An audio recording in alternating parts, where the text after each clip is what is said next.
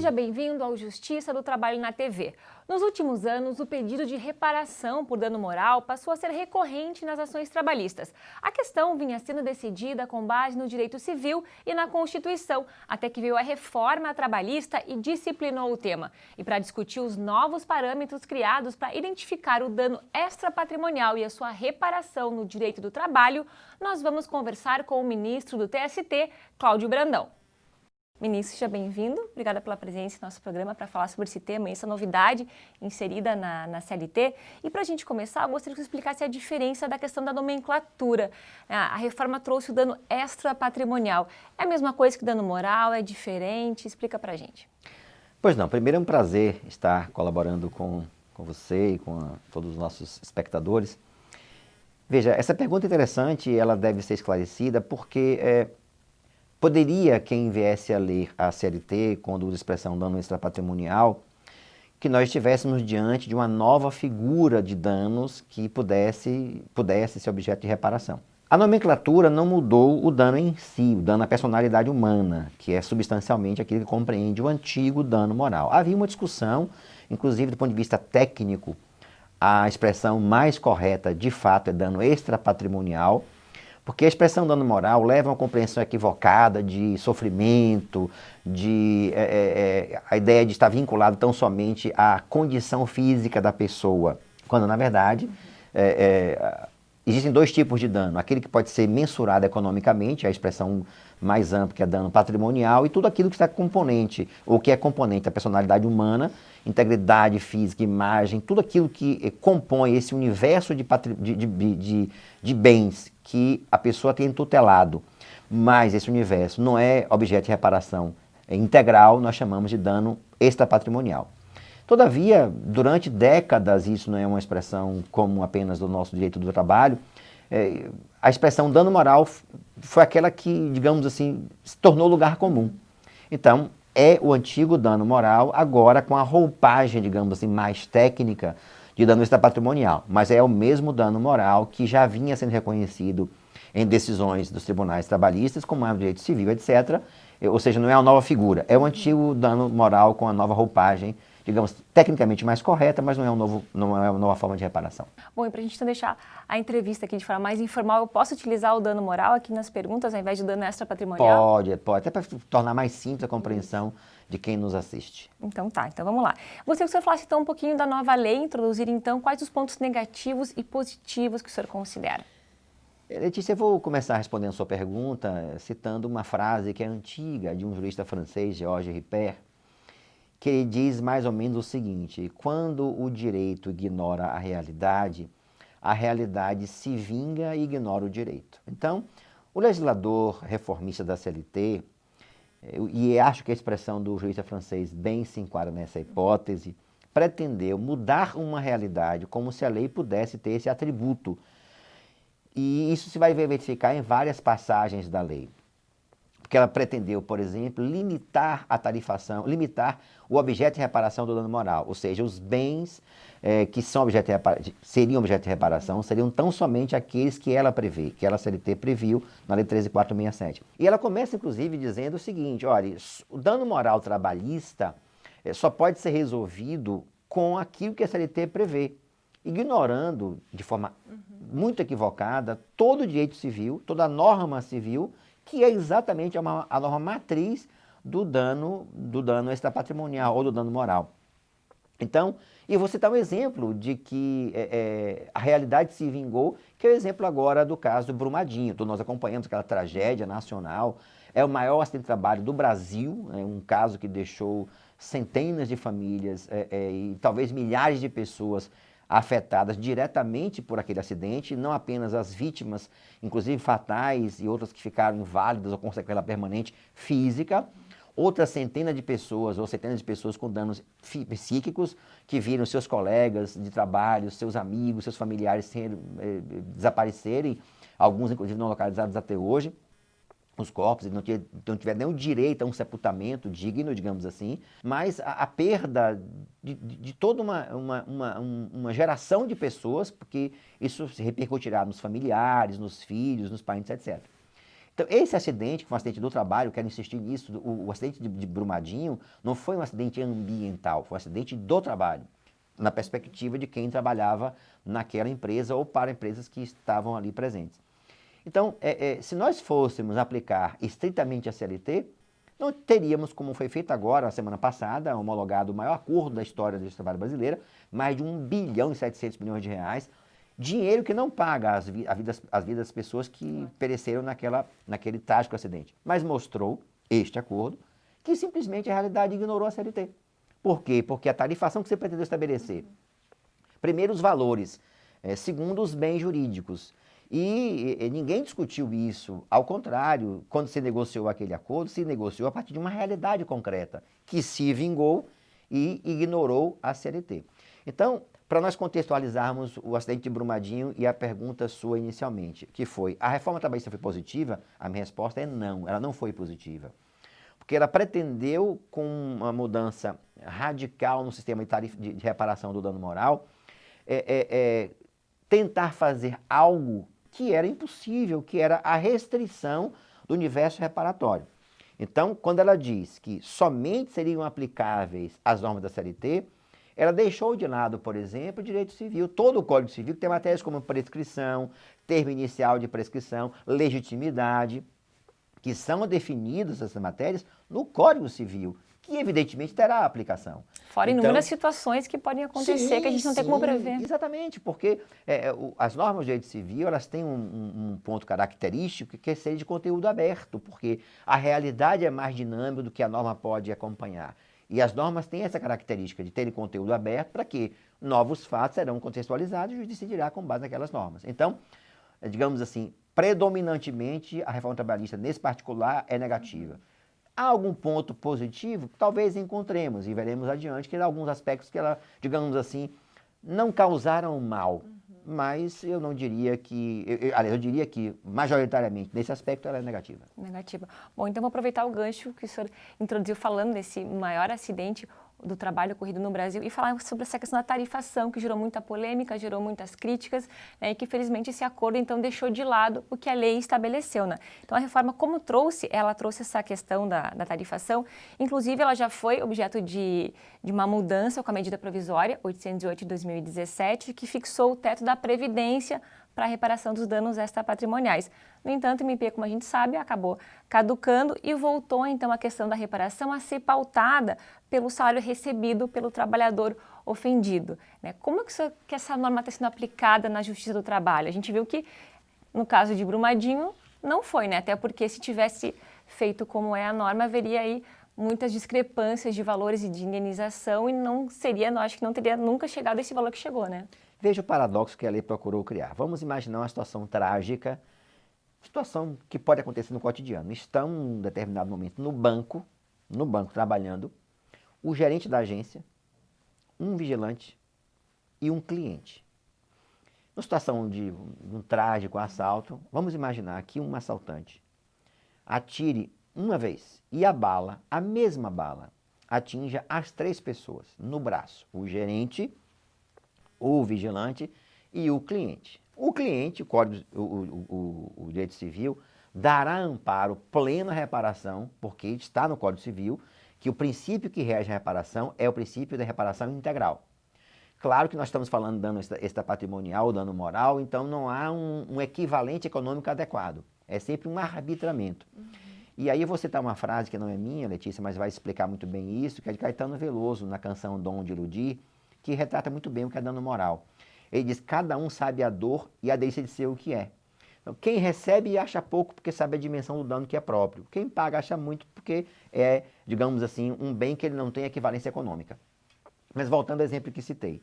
Então, o cliente terá a reparação integral do Código Civil, a jurisprudência consagrando que ele deve ser indenizado por arbitramento, mas para que ele tenha, com aquele dano que ele sofreu, a consequência minimizada, digamos assim. Pela sistemática da nova CLT, ou nesse aspecto, o gerente e o vigilante teriam reparações diferentes, porque um ganha mais do que o outro. Isso é inconcebível. Isso é absolutamente inconcebível, porque o Supremo Tribunal Federal, em vários momentos da sua jurisprudência, já disciplinou E o fez ao analisar se era constitucional ou não a antiga lei de imprensa, que estabelecia uma reparação prévia e objetiva. O Supremo disse: toda reparação que seja por critério prévio e objetivo é inconstitucional. Por quê? Porque ela viola esse princípio de reparação integral, de proteção integral à pessoa que está na Constituição brasileira. Então a CLT pretendeu ignorar, inclusive, que o Supremo já havia decidido há décadas. E veja, e não foi apenas uma decisão, pelo menos eu me lembro de 3 decisões do Supremo Tribunal Federal, com a mesma premissa de que não pode haver reparação por critério prévio e objetivo. Por quê? Porque é o dano efetivo experimentado pela pessoa que o juiz vai arbitrar em função das consequências que a pessoa sofreu. Claro que às vezes um valor, vamos imaginar que um valor de 10 mil reais, para alguém que ganha muito, pode ser insignificante. Para quem ganha pouco, pode ser um valor expressivo. Mas veja, nós estamos inserindo nesse contexto um parâmetro que é o salário da pessoa, que não tem nada a ver com o dano que ela sofreu. Porque às vezes a pessoa que sofreu, nesse caso o vigilante, vai ter dificuldades maiores em exercer um novo trabalho, se ele ficou com, por exemplo, a possibilidade de movimentar o seu braço, que ele depende do braço para mobilidade, manuseio, inclusive do equipamento de segurança, da arma que ele pode utilizar. Então, para ele, muitas vezes, o valor menor não repararia o dano na sua integralidade, observando que é sempre um valor arbitrado. É preciso que nós tenhamos em mente que todas as vezes que o juiz define um valor de reparação por dano moral ou extrapatrimonial, ele arbitra, ele estabelece um parâmetro à luz do caso concreto que para ele seja razoável. Por quê? Porque não há equivalente econômico.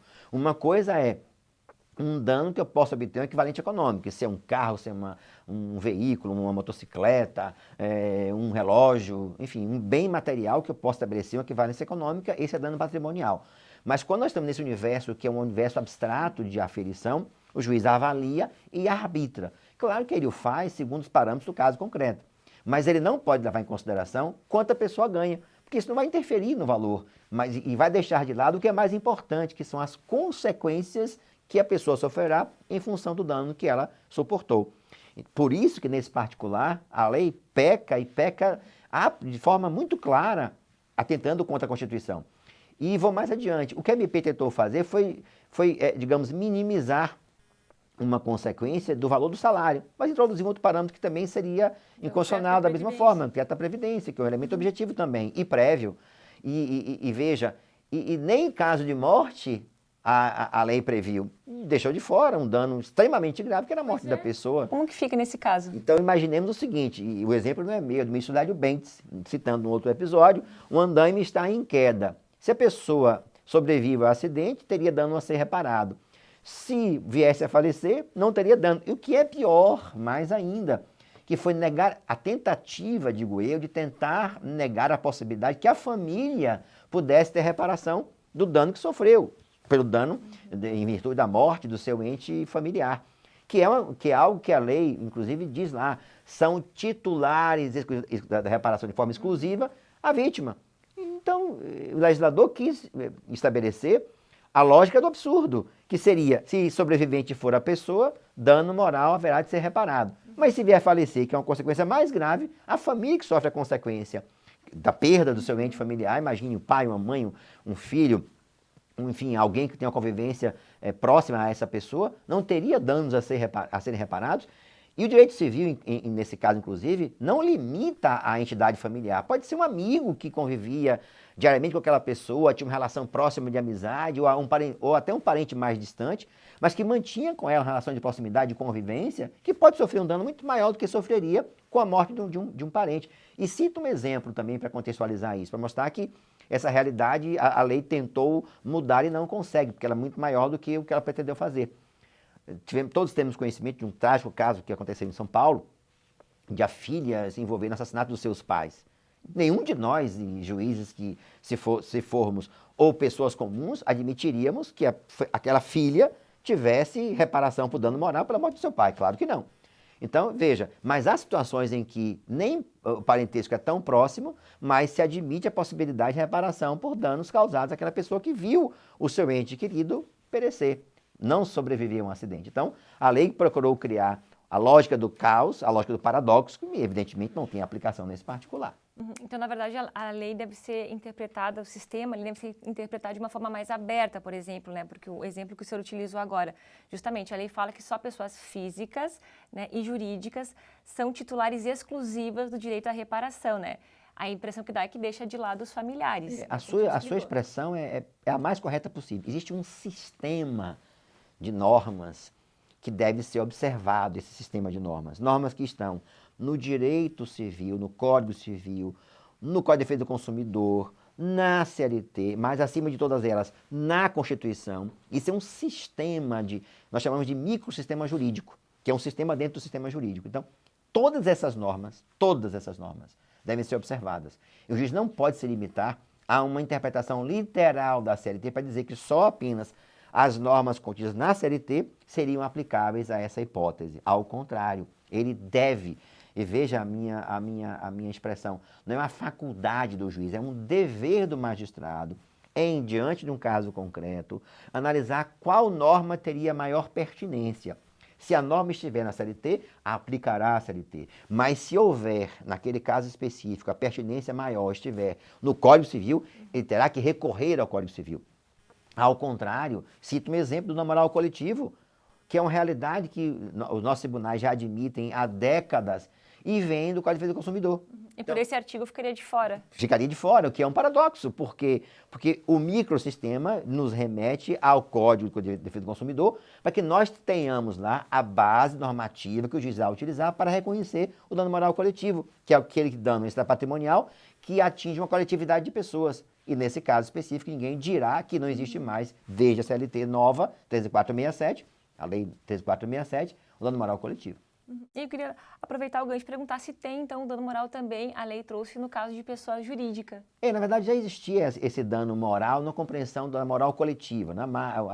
O conceito da empresa no mercado, a sua credibilidade, a marca em si, a imagem em si. Então, nós podemos até, de forma mais adequada, falar de dano extrapatrimonial da pessoa jurídica, que já era o antigo dano moral, que ela também se reconhecia. Não se confundir com dano à pessoa natural, que é própria de quem é, claro, do ser humano. Mas existe sim uma proteção extrapatrimonial também à pessoa jurídica. Bom, e voltando um pouquinho para a questão da tarifação, que é uma questão polêmica, né? Inclusive tem algumas ações diretas de inconstitucionalidade contra esse artigo específico. O senhor concorda também com essa inconstitucionalidade, já que, segundo a Constituição, a reparação do dano tem de ser proporcional ao agravo, segundo o Código Civil, a indenização tem de ser na exata extensão do dano. No caso, então, do código, melhor, no caso desse artigo, delimitar por tarifação, ele estaria sendo inconstitucional. Eu desejo muito que o Supremo Tribunal Federal mantenha a sua jurisprudência construída há décadas. E nós estamos falando não é de um caso recente, repito, há décadas. Se não me engano, o primeiro caso é de 96, que o Supremo julgou, dizendo que qualquer aferição prévia e objetiva de dano moral, expressão até de Carlos Veloso, viola a ampla reparabilidade que estabeleceu a Constituição de 88. Exatamente pelos fundamentos que você acabou de mencionar.